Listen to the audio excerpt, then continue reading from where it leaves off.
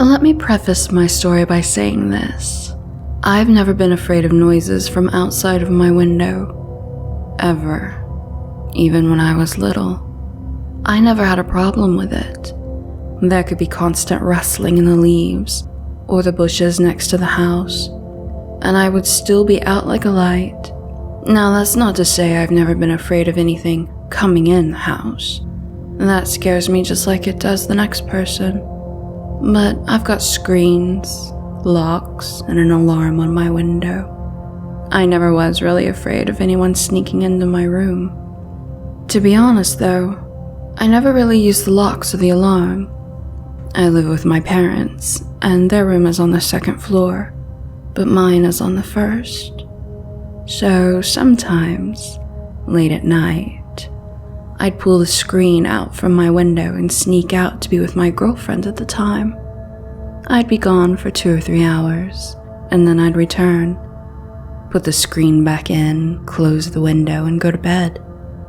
It started out being an occasional thing, but she seemed to like the idea of sneaking out into the night. So I just started leaving my window alarm off and my window unlocked. Why go through the trouble of resecuring everything if I'm just going to go back out the next night? As the trips outside at night became more frequent, I'd find leaves and dirt on the carpet in my room. It was, at most, annoying. I didn't remember tracking in that much dirt, but it was dark. So I knew I more than likely just couldn't see it stuck to my shoes. My biggest problem was just trying not to get caught by my parents. The window made a horrible creaking noise as it closed, and though it probably wasn't as loud as it seemed to me, my heart started racing every time I heard it. The panic playing tricks on my senses and intensified every noise I heard thereafter. I kept thinking I heard my parents' footsteps coming toward my room, but when I'd turn around, it'd be nothing. My door was still closed. I knew I was just getting worked up over nothing, but it stressed me out at no end. Eventually, my girlfriend and I broke up, and I had no reason to sneak out anymore.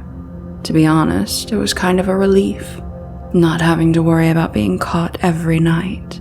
The first night after the breakup, I fell asleep in a matter of minutes. I was woken up at about 3 or 4 a.m. to some scratching noise outside of my house. I would have gotten up to look, but it was so cold, and I was so warm under the blankets, so I stayed put, hoping I would be able to fall back asleep. That morning, I got up to see what had scratched against my window. My screen was slashed open. By far not the worst thing an ex had done to me, so I shrugged it off and forgot about it. Next week, I woke up again in the middle of the night. There was scratches on my window. I'd even venture to say that it had been clawed. In the morning, I showed my parents the window. They both agreed it was probably some animal. We have plenty of coyotes here, and though they never heard of them clawing at windows, they figured it couldn't have been anything else. But my window is strong enough to keep an animal out. The next night, I woke up freezing. My window was open. For a brief moment, I just lay there staring at it in disbelief. I didn't open the window, or at least, I didn't remember doing it. I sighed. I'd have to get up and close it. Even if it really was an animal that clawed my window, I didn't want it crawling inside. Just as I was about to move, my bedroom door opened. The head that peeked out from behind the door. I don't know what it was. I panicked, and my eyes snapped shut. I couldn't erase the image I'd just seen, like a black silhouette, almost a walking shadow, with wide, empty eyes.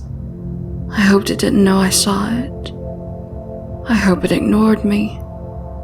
I hoped it didn't know I was awake.